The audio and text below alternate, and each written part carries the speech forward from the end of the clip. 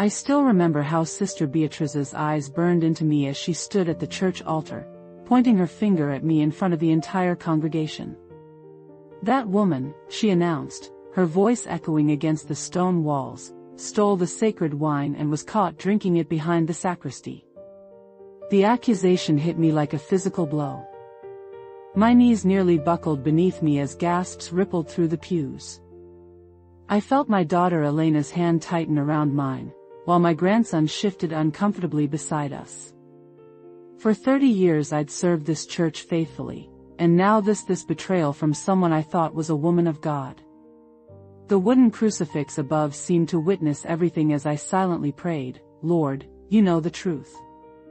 Something dark had entered our sacred space, and it wore the habit of someone I once respected.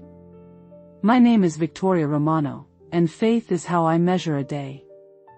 I wake with the light and reach for the Bible on my kitchen table before I reach for anything else. The pages are soft where my fingers return again and again, the margin notes like the steady footprints of a life lived in conversation with God. The kitchen has a small window that catches morning sun in a way I have come to treasure. The cloth my mother embroidered lies under my mug, its threadwork a soft map of memory. I make coffee slowly, not to savor the taste so much as the ritual water boiling, the brief steam, the smell that pulls me into waking. There is a rosary on the corner of the table, worn smooth where my thumb slides the beads. When my hands tremble, the beads offer a rhythm.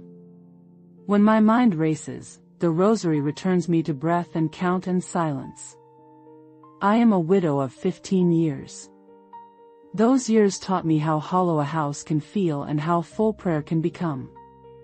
I learned to build sanctuary in small corners, a jacket on a chair, a cross hung straight, the kettle warmed twice a day as if sending a signal to the house that all is tended. San Augustine has been my second home for decades. I arranged flowers for the altar before I could afford nicer curtains. I folded linen for Mass when hands were few. I learned the cadence of our parish, who sat where, whose cough came at which hymn, which children would fall asleep first during the homily. My work there was simple service, but service laid the foundation of my belonging. I kept the parish records with care. Names, dates, donations, my pen rarely faltered. I took pride in tidy columns, in receipts tucked in order. That ledger was more than accounting to me. It was a map of generosity, a ledger of trust. I was proud but never proud enough to forget humility. That line is thin, and I walked it most days. I knew the weight of both giving and receiving. I knew the taste of bread broken at a shared table. 3 weeks before the storm, things changed subtly. It began as small distances. Sister Beatriz, once a cordial presence, began to look through me as if I were a draftsman's mistake on a neat plan. Her eyes slid away in conversation. Her hello became a clipped nod. I found her drawer closed when I entered the sacristy to place lilies. She said, "We don't need your help today," in a tone that left a shadow on my hands. I tried to write it off. People have seasons. Priests tire. Life presses.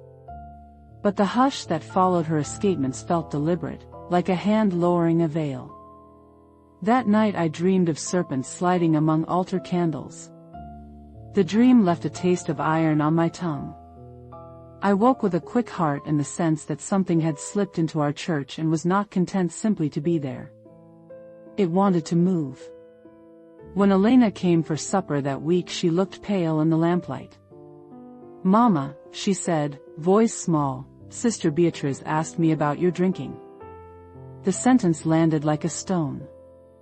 I set down my spoon and listened to the clink on the plate as if it were a bell. Elena's worry was not dramatic. It was a practical fear for her husband's livelihood and for our name. Daniel, a man of ledgers and deadlines, relied on reputation the way I relied on prayer. Rumors could pull a thread through a life and unravel more than forgiving hands could mend. I began noticing small absences at home. My prayer book went missing for an afternoon and reappeared soaked and curled with the garden's damp. The crucifix above my bed was once found facing the wall when I returned from the market. Mateo, my grandson, woke from sleep calling out about an angry nun, who whispered from the hallway. Children speak truth in shivers. I sat with him, smoothing the blanket, tasting fear like cold tea. The parish shifted too. Women who used to clasp my hands now pulled their palms away. Conversations dimmed when I passed. Senora Martinez said in a voice meant to be private but loud enough to ripple like a pebble, "Sister Beatriz says you've been taking from the donation box for years." The sentence landed near my curtains, the ones Elena had given me at Christmas. I kept thinking of that gift and the hand that had tied the bow. My heart found familiar verses. Psalm 35 rose on my lips more than once, an old armor. I lit candles and spoke out loud to the quiet rooms. "Contend, O Lord, with those who contend with me," I said, not because I was proud, but because voice helps claim the day. At church, there were small signs too. A ledger left open where it shouldn't be. A receipt tucked behind hymnals. A whisper half heard by the confessional. I found a folded article between pages of the sacrament register about how to plant evidence.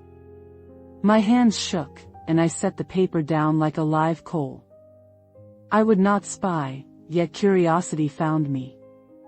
One afternoon, when the office emptied to make way for evening prayers, I passed by the side chapel and paused. The statue of Our Lady watched with that patient face carved long ago. The candlelight made small arms of shadow. Behind the vigil stand, half hidden, lay a small black book. My fingers hovered, and then they moved as if guided. Inside, the handwriting was jagged. I read lines that named me like accusation. "She takes my place," one page said. "She smiles at him. She is flattering. I will make her pay." The words multiplied into patterns of bitterness I had not imagined. Between the pages a receipt for wine expensive, identical in label to what we used at Mass tucked like a silent proof. There were also printouts describing ways to forge records. My chest felt both heavy and clear. I had been a neighbor and a steward. I had filed names and pressed flowers into prayer books. I had never touched the donation box. Never. I stood up slowly with the journal pressed to my ribs like a secret. As I turned to leave, I felt a coldness settle on the room that was not the hour. Sister Beatriz filled the doorway a silhouette at first, then a face hardened by hours of nursing something fierce inside. "You've always been in my way," she said. Her voice carried a sound that seemed doubled, as if more than one thing moved in her throat. "No one will believe you over a bride of Christ. When I'm finished, your family will be disgraced, and you'll never set foot in this church again." Her words fell like stones into still water. I breathed and remembered the rhythm my mother taught me: feel, act, then pray. I stepped between her and the statue of Mary because that is where I went when I felt the edges of the world cut. "I forgive you, sister," I said quietly.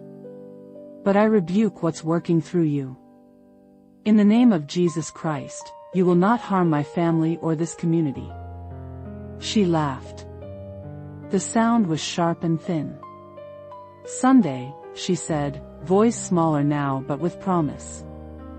"On Sunday, everyone will know what you truly are." I left the chapel with the journal in my bag in a sense like walking into wind. At home, I laid the pages carefully on my table under the lamp. The house felt different that night, its small noises amplifying, the refrigerator's hum, the clock's scratch, the distant bark of a dog. I prayed until strength came soft and steady. I cleaned my house the next morning as if I were clearing a place for the Lord to stay. Windows opened to let air cut the old heaviness. I folded cloths and placed things where sunlight could find them in the day. I put out my mother's rosary, the small cross, but if you have, you know that the breath between accusation and response can feel like an ocean. I prepared myself with fasting and with prayer, with oil on my doorposts and with a decision to forgive even before an apology. The preparation was not spectacle. It was a quiet, patient setting of the heart. I kept my ledger where it belonged. I wrapped the journal in cloth and placed it in a drawer. I called Father Francisco, not to accuse but to ask him to pray for Sister Beatriz. She seems troubled, I said. He understood the weight behind my words without needing all the pages. On Saturday evening, I touched the corner of the altar cloth I had embroidered years ago and whispered, "Let your altar be a place of truth tomorrow." The night felt like a held breath. When I lay down, I thought of Esther and the line that has lived on my tongue since childhood, "And who knows but that you have come to your royal position for such a time as this?" I folded that promise into my prayers and slept. Sunday's light came like saw blades through morning mist, gold and honest. I walked to San Agustin with Elena at my side, Daniel and Mateo close behind. People looked. There was a hush I had not known before, a softness that can sometimes be the prelude to judgment. The battle had not yet started. But a shift had been set in motion. The clock of grace is not always the clock of human timing. I walked into that hush like someone who had learned how to breathe beneath the waves. The first days after that shifting of glances felt like walking on a path lined with glass. I moved carefully, knowing a careless step might cut a long piece out of my life. The small rituals of home sweeping, setting out cups, making the bed became deliberate acts of ordinariness. They were my small resistances. Daniel returned to work with a lighter jaw. He tried to make light of the gossip at first, laughing too loud at dinner. His clients were practical and kind, but reputation is a fragile roof. One afternoon a man hesitated at our door and asked if Daniel still kept honest books. The question was polite, but it carried a shadow. Daniel's face tightened and then softened. He said, "Of course," and I thought of the tightness as a bruise soon to heal. Elena carried the tension in her bones. She prepared meals as if knitting a net to hold us together. At night she pressed her forehead to mine and whispered, "They will see." Her voice was both prayer and wager. I held her hands like someone passing along a lantern. Mateo watched us with the patient curiosity of children. He noticed small things, a door left ajar at church, a parishioner who crossed the street to avoid greeting me, a box of envelopes moved nearer the office door. One evening he came to my kitchen table with a crayon drawing of the church. He pointed to the little door and said, "The door looks sad. Children translate atmosphere into images before we do." I kissed his head and told him we would fill the door with light. There were neighbors who still brought over a tray of food, who knocked and stayed to chat in the yard. Mrs. Alvarez from 2 houses down brought empanadas and a hymn. "People believe what they see and sometimes what they hear," she said, setting a hand on my arm. "But we remember what you did for us when my husband was sick." Her gesture felt like a stitch in a fraying garment. I began to notice things that had gone unnoticed before. A small envelope tucked into the wrong place in the donation box at church. A printout with handwriting that tilted the way grudges do. An extra bottle in a cupboard with the same label as our communion wine. Each discovery read like a letter in an unknown language until the pattern began to emerge. There is a strange intimacy to suspicion. It lingers in the corners of rooms, in the angle of a head, in the speed of a goodbye. It can be masked as concern, but it moves like a current, pulling at small things. Who sits next to whom, whose eyes rest on the altar cloth with hunger. The parish is no different from a family in these soft violences. A symbolic object began to accumulate meaning in my house, a small wooden key Daniel kept on his work table. He used it to open an old box of receipts and letters when he did late-night work. One evening Elena left the key on the kitchen table, and I found myself tracing its teeth with a thumb. The key became a small weight of thought. Keys open or hide. They are tools and vows and sometimes weapons. Micro-conflicts settled into the rhythm of our days. The first was a quiet rivalry that had been there for years but sharpened now. Sister Beatriz seemed to resent the way the parish listened when I arranged flowers, when I spoke in meetings, when people came to me with the small things that make a parish live. Her silence had flavor of hunger. The second micro-conflict was practical and domestic, Daniel's worry that a rumor could cost him clients.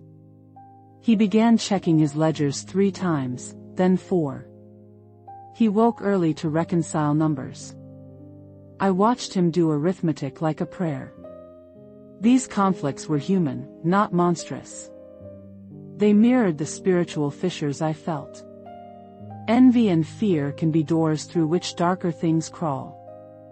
I said this sometimes aloud in the kitchen, and sometimes only under my breath. Envy finds cracks, I would tell the empty chair across from me. Where there is a crack, light falls in. Where there is light, darkness can become visible. I invited Father Francisco to dinner an evening after Massachusetts. The house filled with the smell of tomato and basil and the soft clatter of cutlery. We spoke in small, careful sentences. He looked at me across the table and did not say what I feared most, that he would choose certainty over mercy. "Victoria," he said, as if charting a course, "we must let truth reveal itself. We will examine records. We will not let rumor be our judge." His words felt like a measured prayer.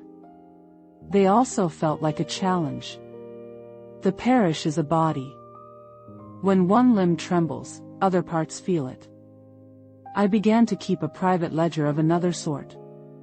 Not names and amounts, but events, who had been where, which receipts appeared, when a bottle vanished. I wrote the small things down as if writing them would make them into witness. Writing steadied my mind. It kept me from stratagem and gave me time to listen. At nights, when the house settled and the kettle finished boiling for the 3rd time, I went to the bedroom window and looked toward the bell tower. It looked like a patient animal, unmoving and watchful. I prayed, but I also listened for the world to make sense again. Sometimes the tension took a domestic, pettier form. A vase I had made for the church simple, formed while thinking of prayer, was moved from the altar of flowers to the storage closet. I found it there and put it back, and later it was back in the closet. Small acts of erasure make a person feel unmade. On a Tuesday, I overheard a conversation at the bakery. "She has curtains now," said one voice. "How could she afford curtains if she was poor?" Another replied, "You know how people talk." I realized then that gossip does not need facts to build a house. It needs only a foundation of attention. I spoke to Mateo about gossip in a way that felt both strange and necessary. We sat under the lemon tree in the yard and he asked, "Why do they say things, Nana?" I told him, "Sometimes people are afraid of what they cannot change. So they change the story instead." He nodded as if this explained the world. There was one evening when the house felt thin as tissue. I had been folding linens and my fingers stopped over a small envelope marked with a parish stamp. Inside was a note that read, succinct and cruel, "She is not what she seems." The note smelled faintly of incense and something else. My fingers tightened and then relaxed. I put the note into the drawer with the journal's receipts. That same week, a photograph appeared on my kitchen shelf that had not been there before. It was of a parish gathering years ago. I recognized faces, some gone now, some older. I studied the picture and found myself tracing where my hands had been that day, folding napkins, adjusting a cross. The photo was a map of belonging, and yet someone had placed it where I could see the empty spaces between people. The gesture felt like a question. At times my faith did not roar. The children ran like wind and the sound dampened the edges of fear. These moments were proof that life continued despite rumor. I kept a small candle lit in the kitchen window more nights than not. It was a symbol and also a practice. I lit it for light to enter and for darkness to have no room where it touched. A neighbor once said, "Where there is a candle, people find their way." I believed that. As the weeks moved, an undercurrent of suspicion gathered into a shape. The journal pages, the receipts, the bottle, the repositioned vase, the whispered words, all these threads converged. I began to speak to Father Francisco more plainly and to Daniel in practical ways. We made a plan to have the records audited by someone outside the parish, discreetly and with charity in mind. There is risk in exposure. To unmask wrongdoing in a small community is to rend its fabric. I thought often of the consequences. Would this shame break a woman who had been wounded? Would it heal or widen the wound? My heart wanted mercy. My head wanted truth. In the quiet, I felt something else, the sense that behind the human actions there was a force using hurt like fuel. It hovered in pauses and in the way jealousy spoke. I could sense it without naming it fully. I learned to test the edges of my perception with prayer and with reason. If a thing felt worse than human spite, would pray. If it looked like bookkeeping, I would document. One morning, as I sorted through envelopes, I found a small scrap with the words, "She must fall." The words were a small hawk, brief, sharp, dangerous. I placed the scrap under the ledger and closed the book as if closing a trap. I asked myself again, many times, what I would do if the person causing harm was someone I had loved or trusted. The question is a blade. It asks for honesty. I answered in the way I have learned most of life must be answered, with a willingness to protect the vulnerable and to offer mercy when it is possible without abandoning the truth. On a bright Saturday I visited the church alone and knelt in the side chapel. The air there is grainy with incense and patience. I laid my hands on the altar rail and listened. Sometimes silence is a place where God rearranges things. That day the silence felt like a promise, something would shift. When I left, I paused at the sacristy door. I noticed the ledger left open. Someone had been looking for something. I did not move it. Instead, I placed my hand on the corner of the altar cloth I had embroidered and whispered, "Let truth stand." I walked home feeling like someone who had spoken truth into a room and then waited to see if it echoed. The house felt quieter that evening. The small key Daniel keeps sat on the table like a patient talisman. I looked at it and thought of doors again opened, closed, locked, unlocked. The next days would ask for courage, not spectacle. The pattern of small things suggested a plan. And plans require attention. I slept poorly that night but rose with a steady heart. The pattern of living in a small community is learning how to continue when the world tilts. I continued to fold linens, make bread, pray in short phrases, and carry the ordinary like a shield. When the first direct consequence arrived, it would be sharp. But until then I held my family close, I kept my ledger of events, and I kept the candle in the window lit. Where there is light, the way becomes visible. Where there is light, fear is not the last word. Where there is light, a name can be cleared. I followed the sound of voices like a thread through a dark room. They were heated but hushed, the way people speak when the world feels delicate and wrong. I was kneeling in the last pew, the wood beneath my knees warm from the day. The light through the stained glass made slow, colored breaths across my hands. And then Father Francisco's voice, the one that usually calmed storms, sharpened.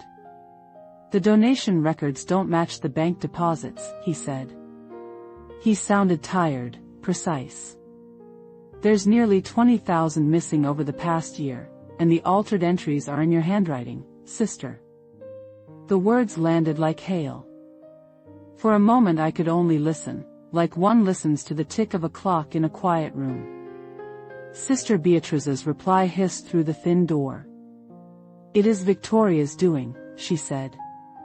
"She must have tampered with them when she helped with the books."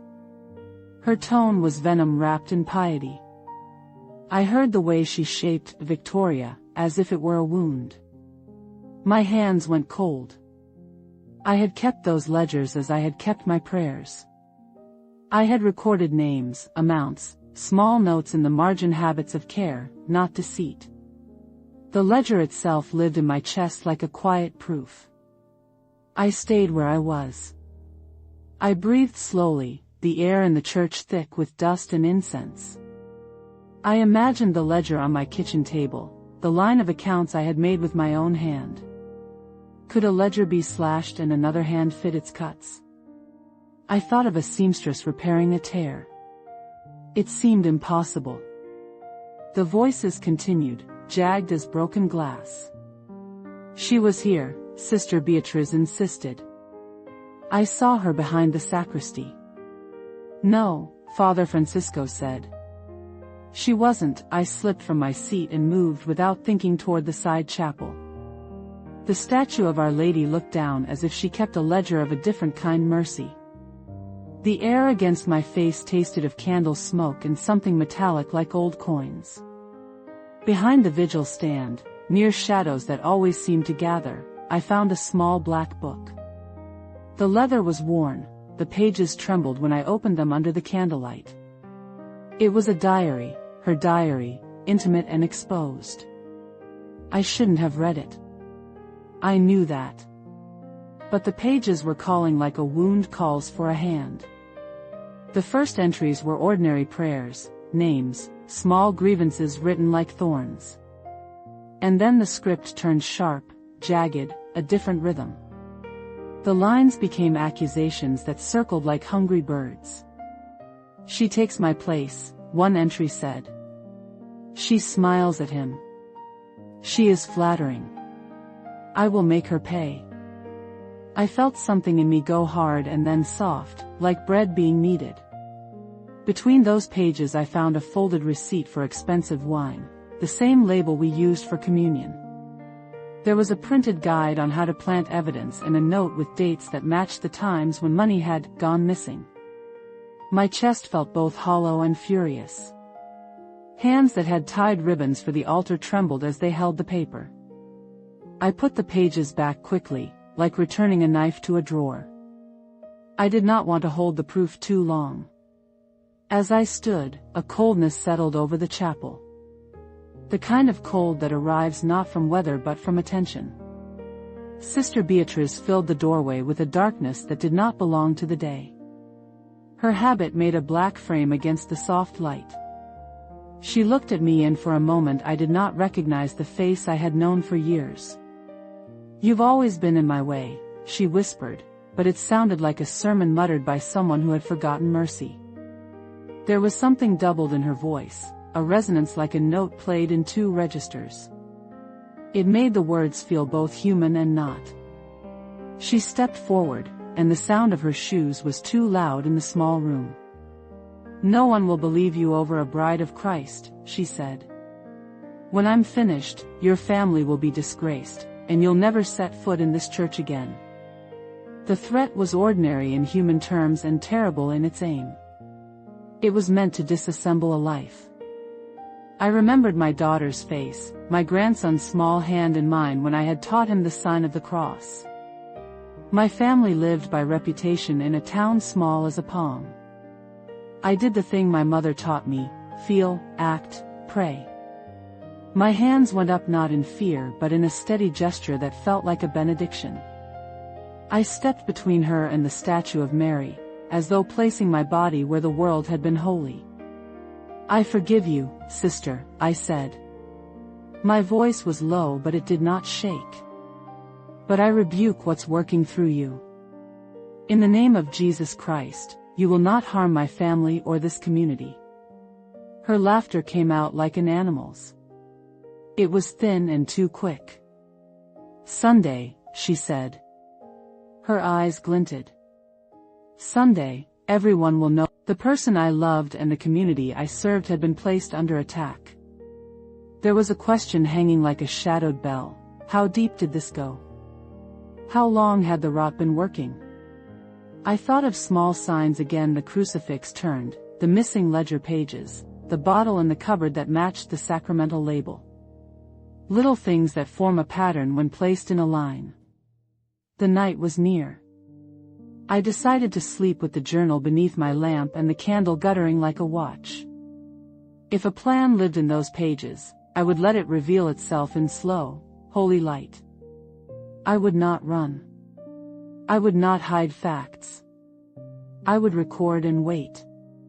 Before I closed the drawer, I said something soft to the room, as if naming it aloud made it less feared. "Reveal it," I whispered. "Let truth be seen, not by our cunning but by God." I placed the journal under my Bible and prayed until my thoughts thinned into a steady string of words. When I finally lay down, the house felt like a small boat on a vast sea. The wind could rise, but I had my oar. In the dark of that room, I felt both the weight of accusation and the strange clarity that comes with knowing the enemy's face. The revelation had opened the battle lines. The question now was no longer who had been hurt, it was what the response would be. And I knew I had to prepare for Sunday. A footstep somewhere in the house made me sit up. I listened as if the walls could tell me what to do next. The pause between heartbeats felt like a hinge. Something would move in that silence. I folded my hands and whispered once more, as if sealing the day. "Let truth stand." Then I slept, light as someone who has spoken the name of God into a dark place and believes the name will keep. The night that followed the discovery was long in the way an ocean is long: endless surface, hidden currents. The lamp on my kitchen table made a small sun, and within that circle I sat and watched shadows breathe. My hands were busy with nothing and everything. I folded napkins, rearranged the salt, smoothed the cloth my mother had embroidered. Each small movement grounded me in the ordinary and kept panic at bay. Ordinary work can be a prayer when the soul is storm-tossed. I thought of my late husband who used to say, "Keep the house clean, keep your heart cleaner." He had been practical about holy things. So I cleaned. I opened windows to invite air that might push the cloud of accusation away. I made tea, though I did not drink it hot. The cup cooled as my eyes read and reread the pages of the journal I had found. There were entries I could not reconcile with the woman I had known. There was, also, a note that felt larger than spite, a pattern, like a river finding a new channel.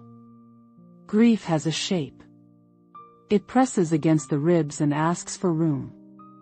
I let it press. I let it ask.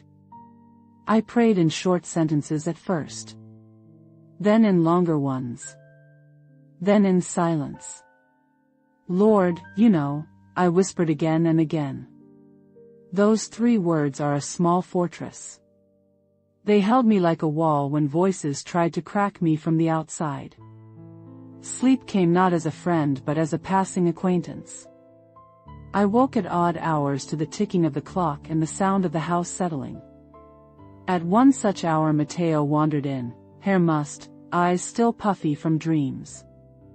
He climbed into the chair and asked for a story.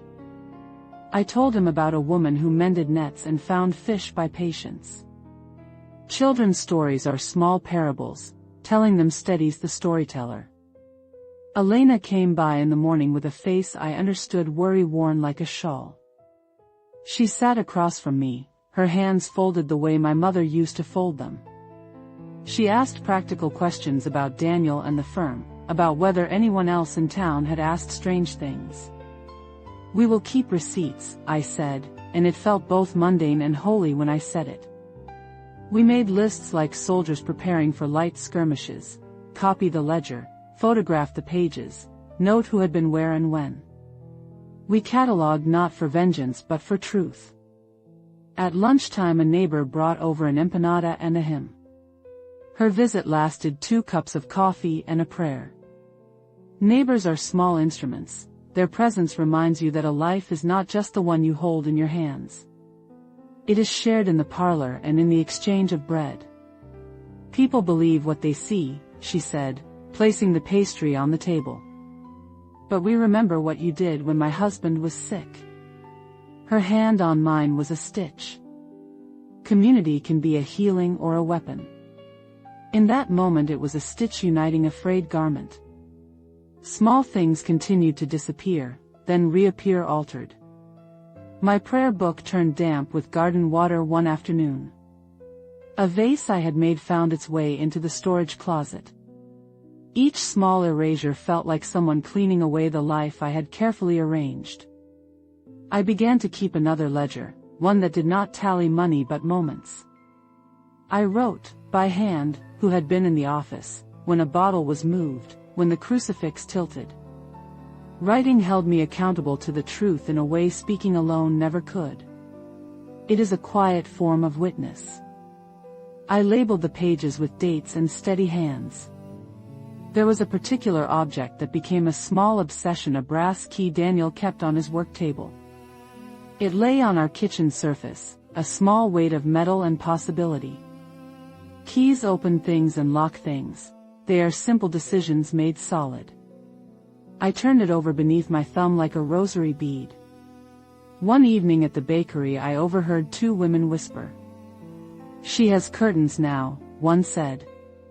"How could she afford curtains if she was poor?" The other shrugged, "You know how things go." Their voices were ordinary and dangerous. Gossip builds houses on sand. It asks for no proof.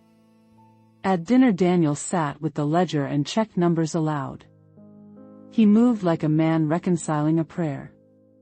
His patience and his quiet counting were a prayer of a different kind.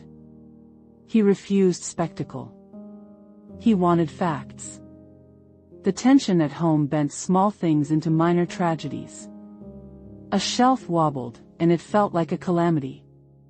A wrong recipe produced forgiveness instead of criticism. Love in times like these must be patient and practical both. It was the only thing that kept stormwater from rushing into the house. I also noticed something quieter, subtle shifts among parishioners.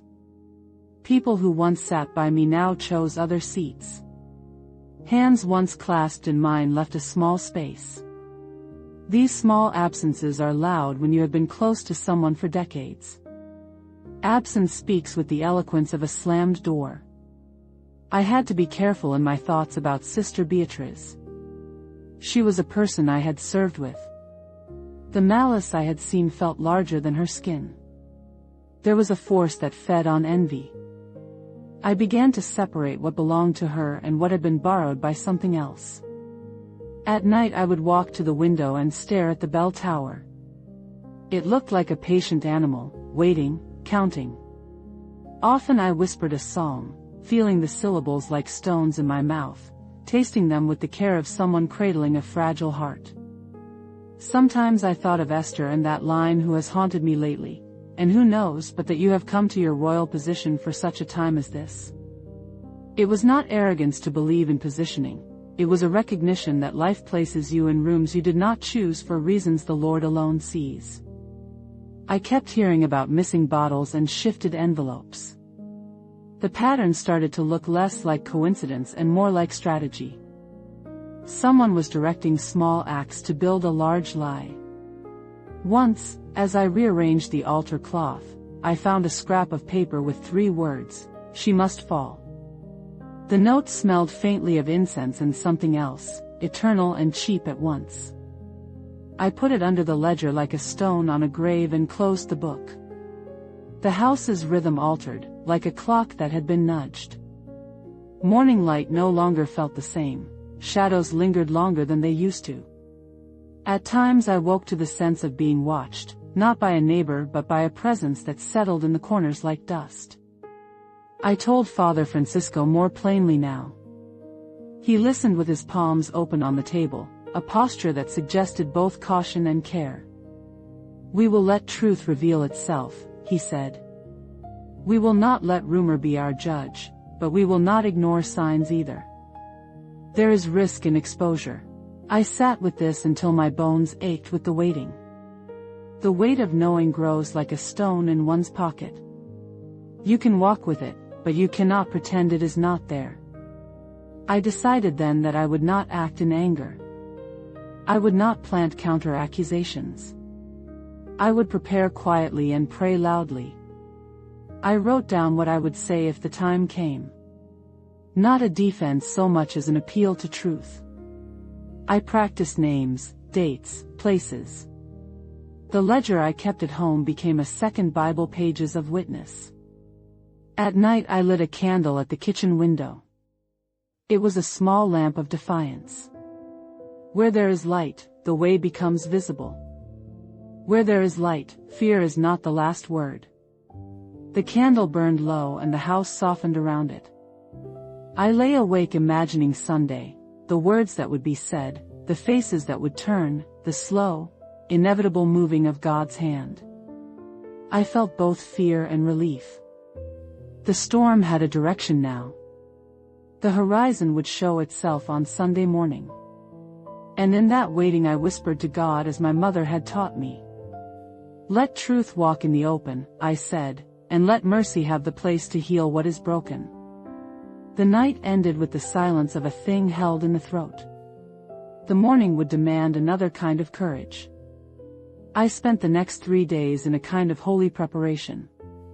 Not the frantic maneuvering my neighbor suggested, but the deliberate, ordinary acts of a woman aligning her house and heart for a day of reckoning. I began with the house. Windows were open to let in air that moved like a hand sweeping dust. Curtains were shaken and laid in the sun. The small things that comfort me, my mother's rosary, the little cross Daniel had fashioned, were placed where they could be seen. Cleaning is prayer when you mean it. Each cloth wiped a worry away. Each shelf straightened made room for evidence and for peace. I wanted to leave the house in a state that said, "Here lives one who keeps the light." I fasted on Friday, taking only water and small bread. The fast was not to torment my body but to sharpen my listening. Hunger becomes a way of noticing the spirit when the world tries to drown it in noise. I anointed the doorposts with oil blessed by Father Francisco.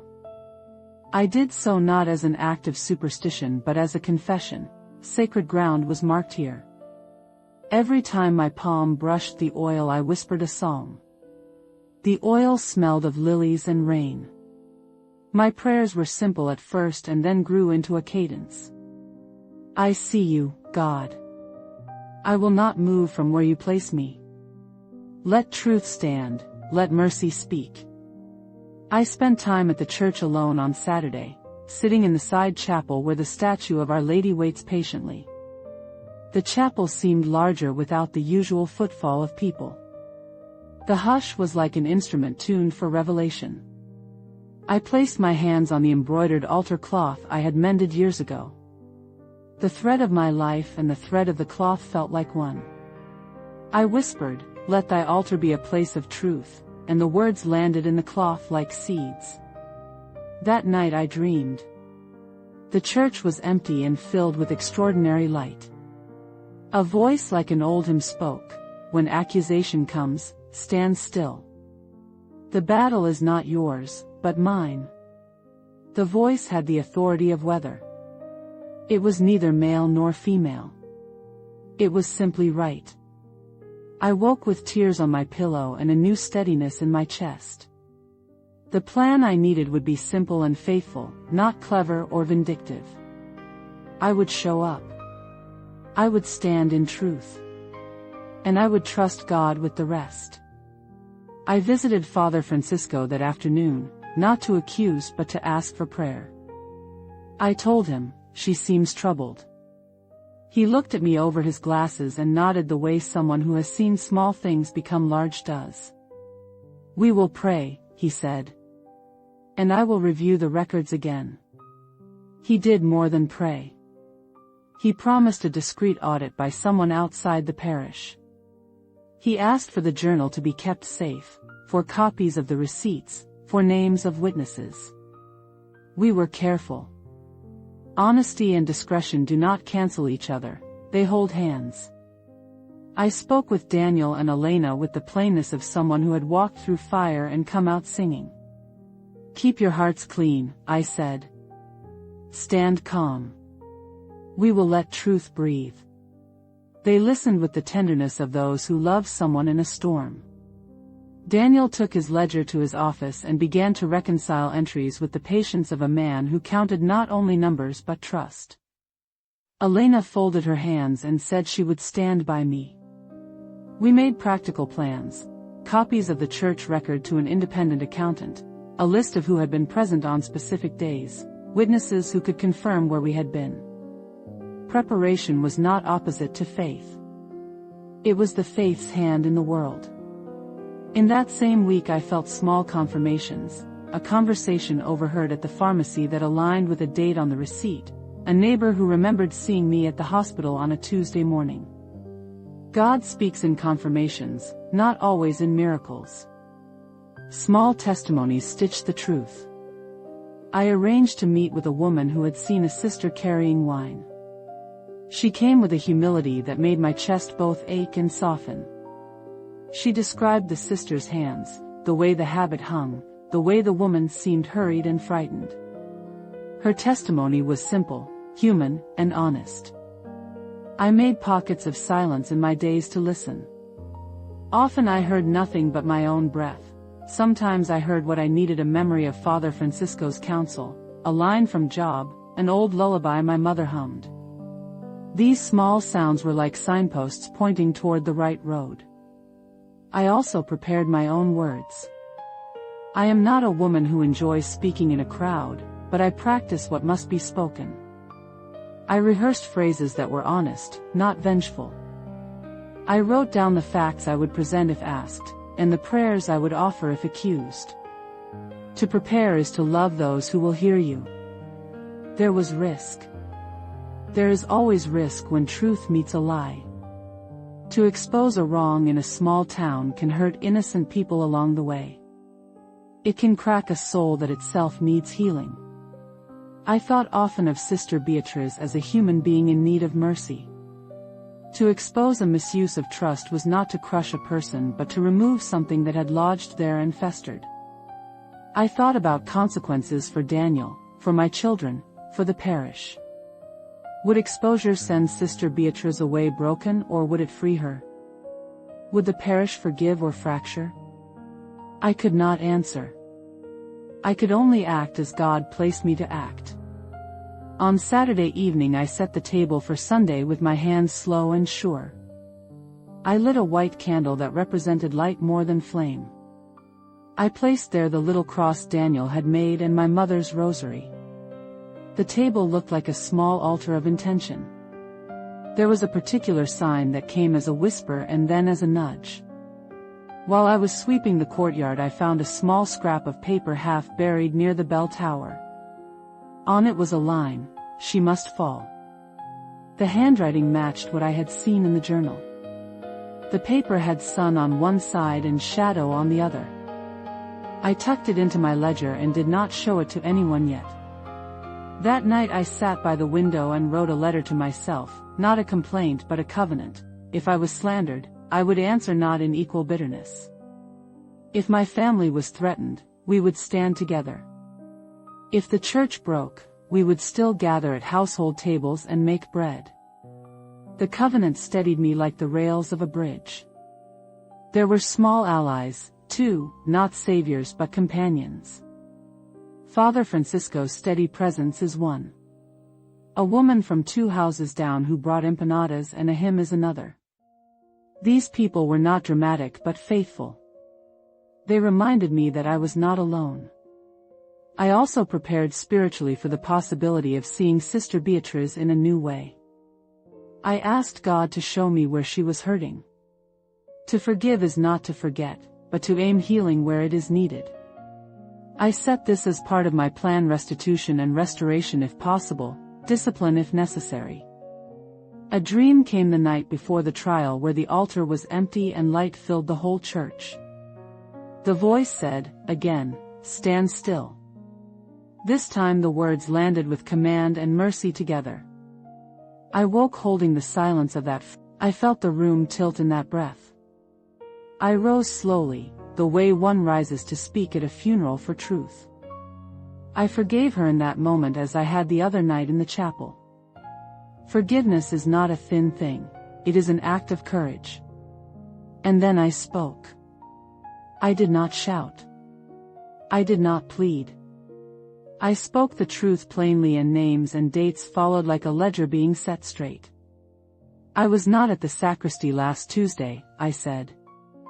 "I was with my daughter at the hospital. Several people can confirm our presence there." The room filled with small nods, a choir of mundane witnesses. I told them about the receipts, the ledger entries, the journal I had found. I did not embellish. I set the facts down like stones in a straight line. At that moment the Bible on the altar opened wide with a sound like an old door thrown open. Pages flapped as if by an invisible hand, though the air in the church was still. The sound made some people start and others fall silent. It felt less like a trick and more like a reminder that the world is watched. Father Francisco stepped forward then, folder in hand. His voice held the weight of careful work. "I reviewed the accounts," he said. "We found transfers to an account bearing Sister Beatriz's name."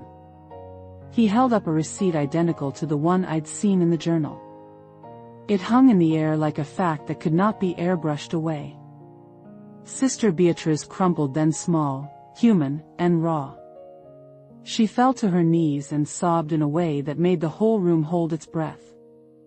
The thing that had possessed her anger shrank into the shape of a person who needed help. She confessed then in a voice that was half water. "I was jealous," she said. "I didn't know what to do." The voice came and made sense. Father Francisco and I both moved to her not as judges but as ministers. He offered counsel. I placed my hand on her shoulder as if to anchor a swaying boat. "Darkness finds doors," he said quietly. "But light is patient and it will not be overcome." There was a release then, not theatrical but honest. She cried out the pattern of her envy and the manipulations she had enacted. She asked for prayers. She asked for help. And the church, fragile human thing that it is, did not exult in verdict but bowed toward remedy. The confrontation had been a peril and a path both. The plan had worked not by my guile but by tending to truth and letting light do the rest. We would still have work, consequences to define, healing to walk, but the altar had been a place of exposure and liberation. And in the echo of that moment I felt something shift in me too. The trial had not simply been an external battle. It had asked me to steward mercy as much as justice. I had prepared for vindication, yes, but what came was deeper, the unfolding of a heart toward healing. When we left the church, the sunlight fell across my face like a benediction. The day smelled of bread and hope. People who had been silent now crossed the square with small acts of kindness. I knew the road would not be without its rough patches. But I also knew that where light enters, shadow cannot remain as it was. I had planned. I had prayed. And the plan had been simple: stand, speak truth, and trust God to root out what sought to destroy. That morning felt like an answer offered in a small voice, faithful, persistent, and true.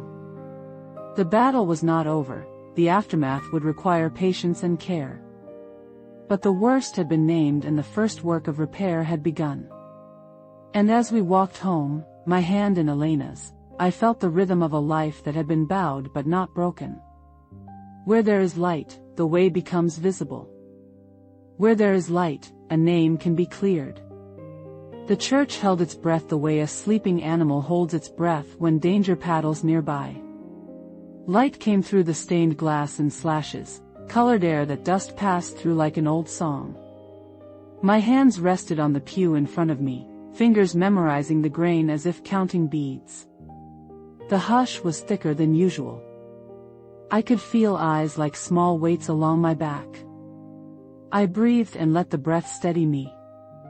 When Sister Beatriz moved to the lectern, she did so like someone who had practiced the cadence of accusation.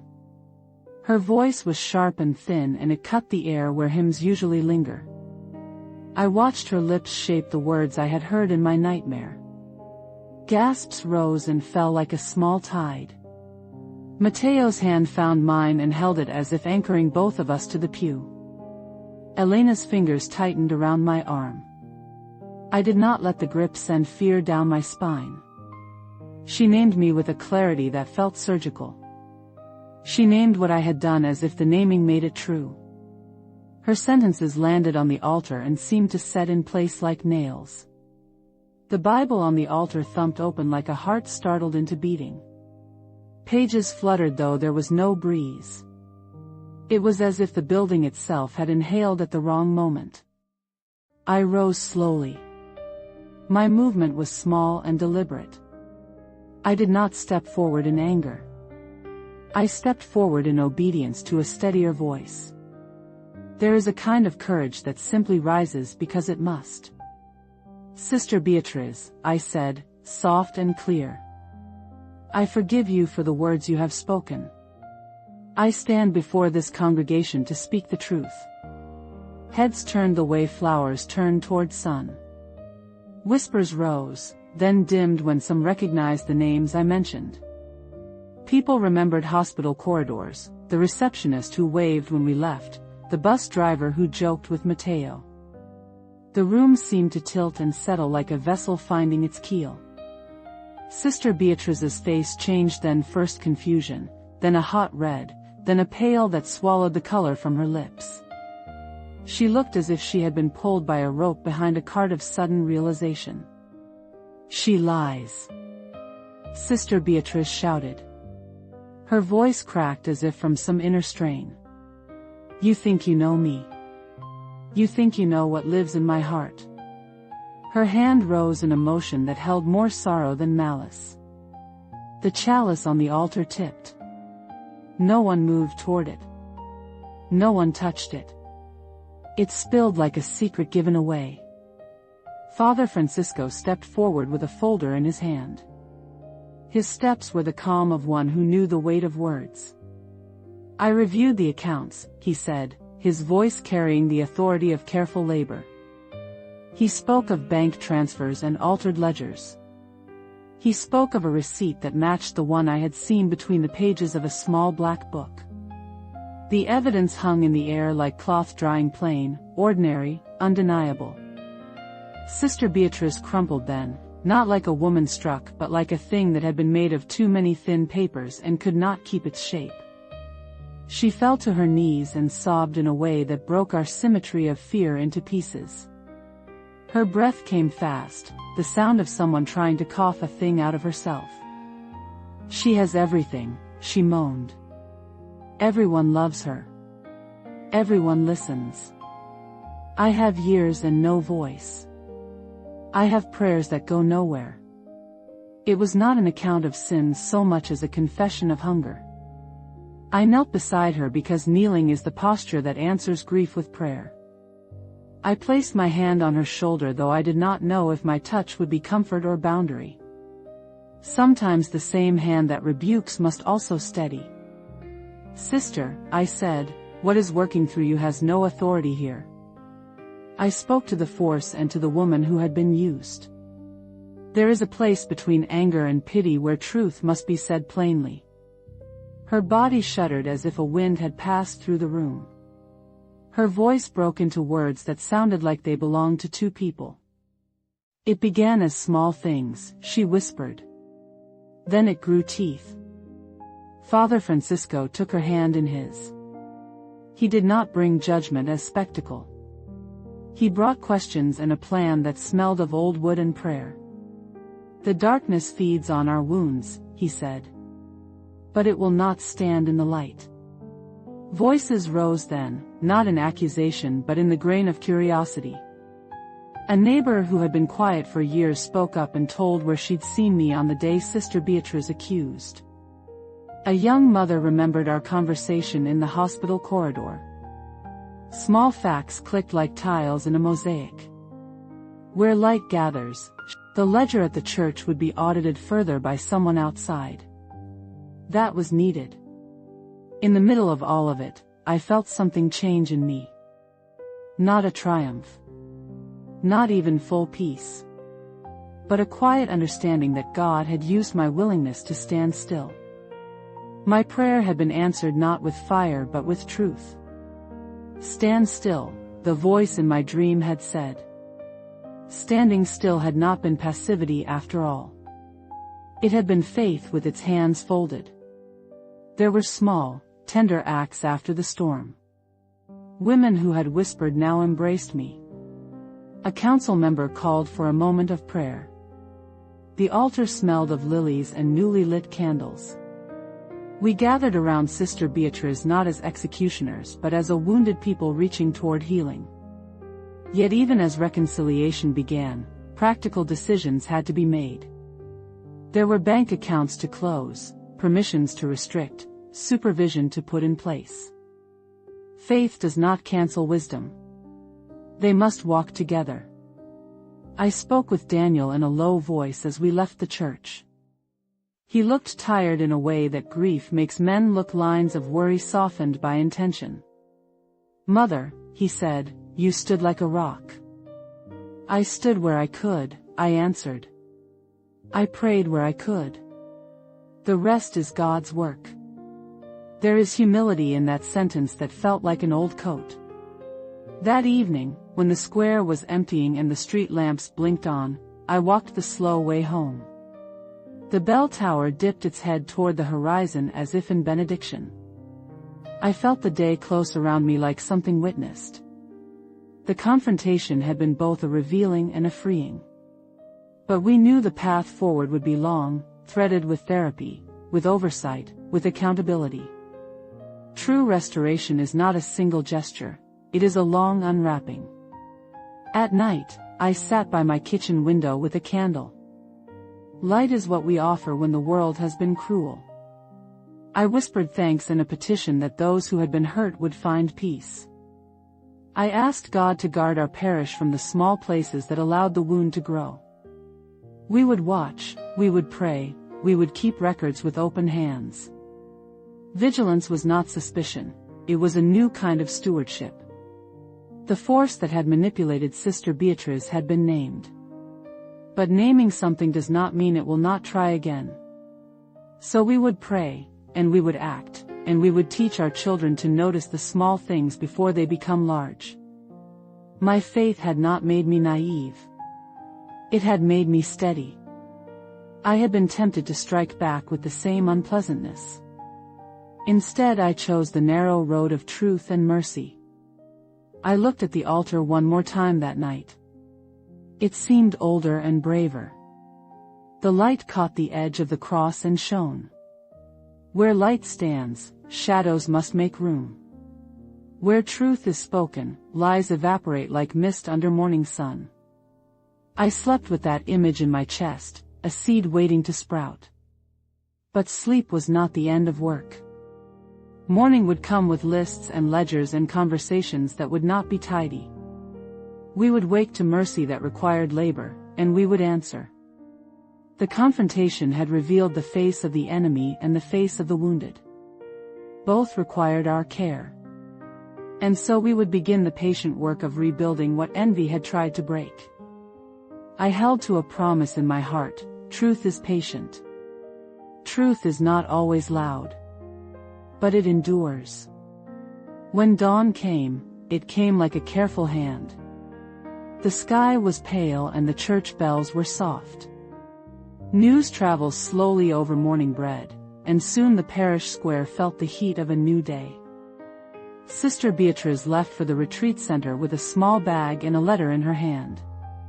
Her steps were uneven, as if she had been learning to walk a new way. People gathered in the doorway and watched, some with tears, others with clenched lips. We did not send her away in shaming.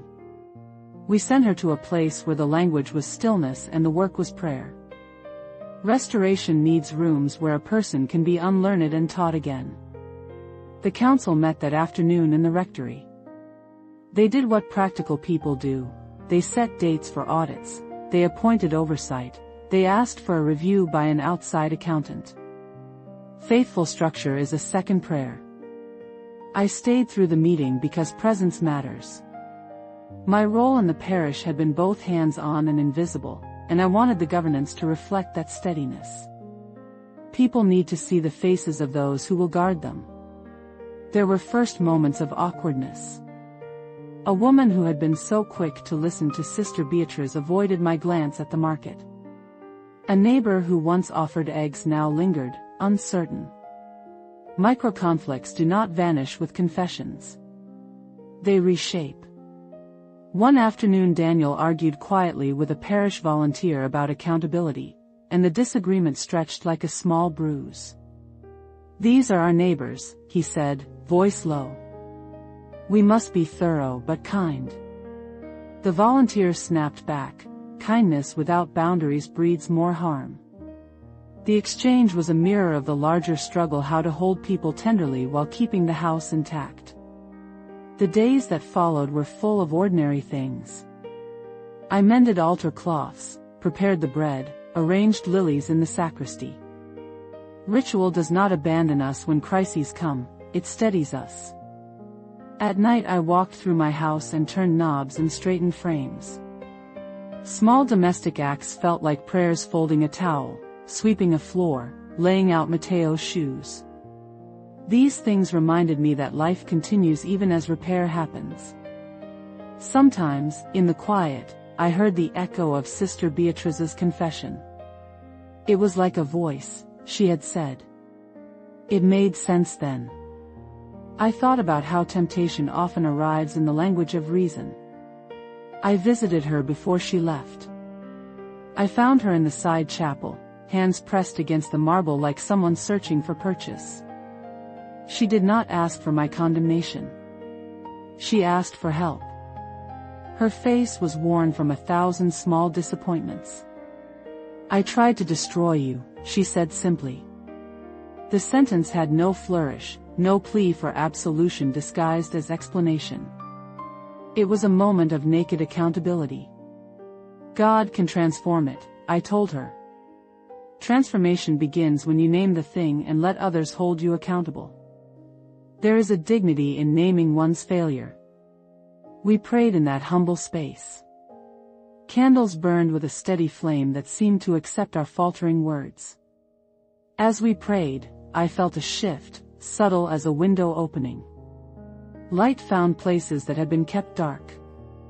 She left with the blessing of a church that would watch over her progress. She went not into exile but into care. People who are broken do not need exile, they need guides. News of her confession softened some hearts and jolted others.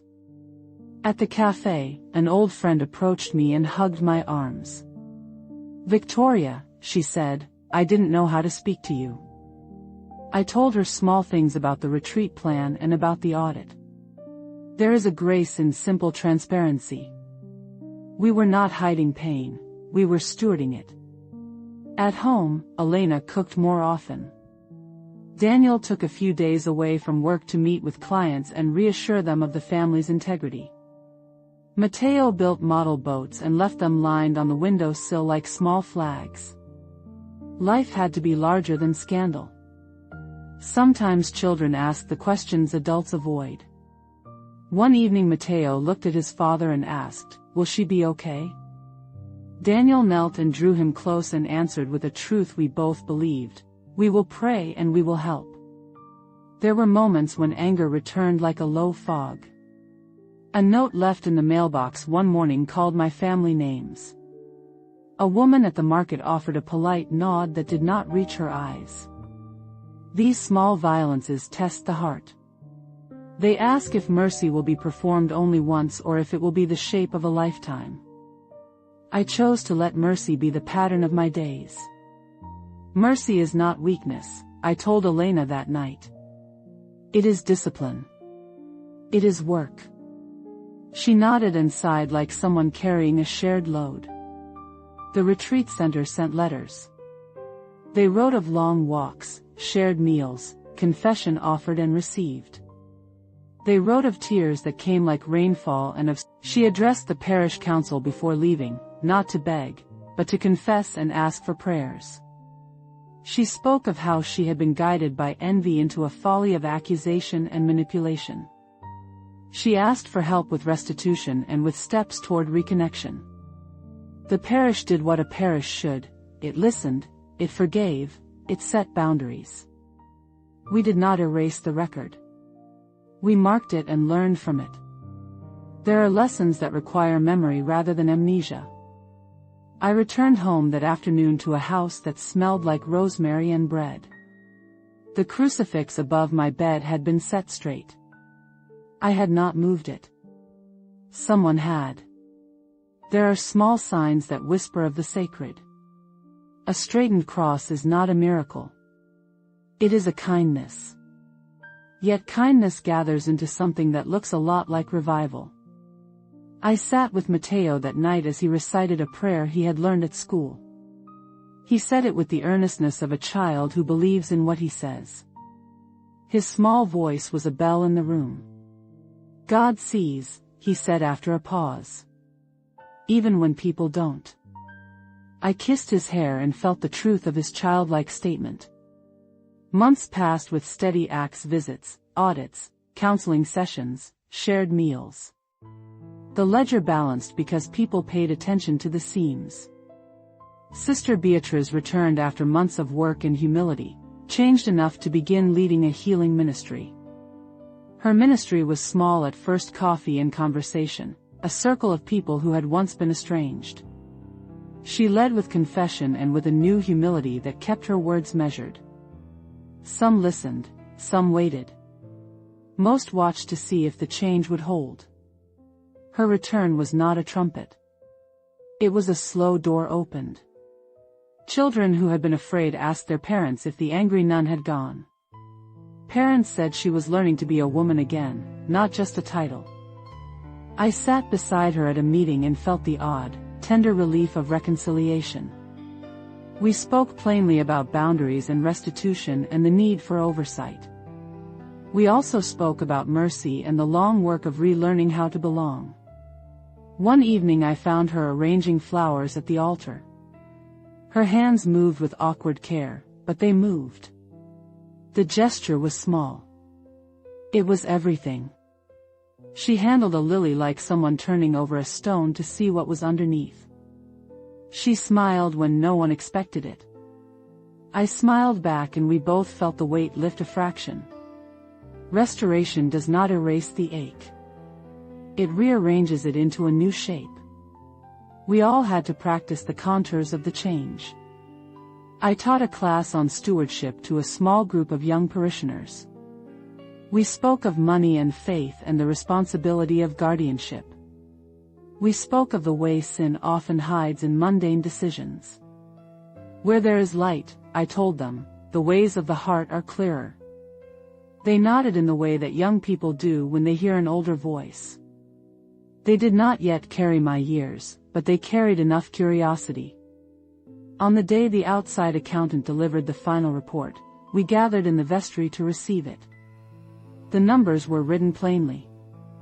The transfers were accounted for. The receipts matched the purchases. The paper was not a story of glory. It was the hard truth laid bare. We read it together. There were no fireworks. There were only careful steps forward. A woman in the back began to clap softly. Others followed. It was a small sound, but it felt like a beginning. We had been through a trial. We had chosen truth and mercy over spectacle. People began to speak differently, with gentleness edged by accountability. We were learning to hold both at once. At night I stood by the window and watched lights go out one by one in the houses across the square. I whispered a prayer for those who were still hurting. And I held in my heart a hope that had been tested and not found wanting. We had been given a second chance to be a faithful community. We had work to do. We had prayers to keep. And so the parish walked on, step by step, toward a quieter, truer peace. 6 months later, the church feels like a place that has learned to breathe again. There is an ease now when people enter, a softness where suspicion once lived. The altar cloth I embroidered is still in place, its stitches hold a story. Sister Beatriz leads a small group each week on resentment and spiritual care.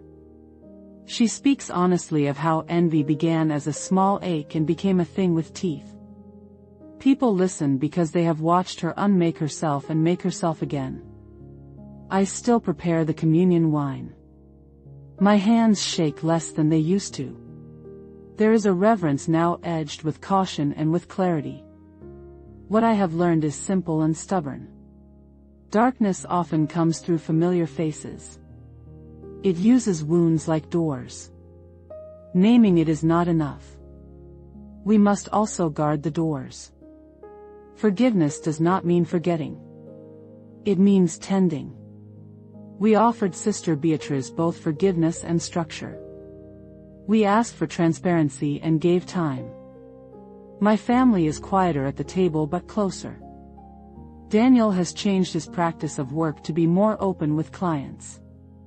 Elena prays before bed with Mateo and whispers thanks for the small mercies. People still ask me how I knew what would happen. I do not claim prophecy. I claim listening. I listened in the night, in the pages of a journal, in the silence of prayer. Where there is light, the way becomes visible. That is not a boast. It is a memory. I tell the story not to claim victory but to remind us that truth does not sleep. If this story holds any shape for you, let it be this: watch the small things. A mislaid receipt, a closed drawer, a glance that lingers too long. These are not trivia. They are the threads by which larger things are knit. I will keep serving at San Agustin until my hands cannot shape the bread anymore. I will keep my ledger and my prayers. I will teach my grandchildren to notice the difference between a rumor and a testimony. So I ask you, softly, if accusation ever comes dressed in a familiar face, will you stand still or will you strike back? Will you master the humility of patient truth? The answer makes a difference. Please, if this story touched you, tell me where you are from in the comments. We are building a small community here, and I would like to know who listens. If you can, subscribe, help this channel reach 1,000 kind souls. The battle is not always loud. It is often settled in small acts of faith. And in the end, light has the final word.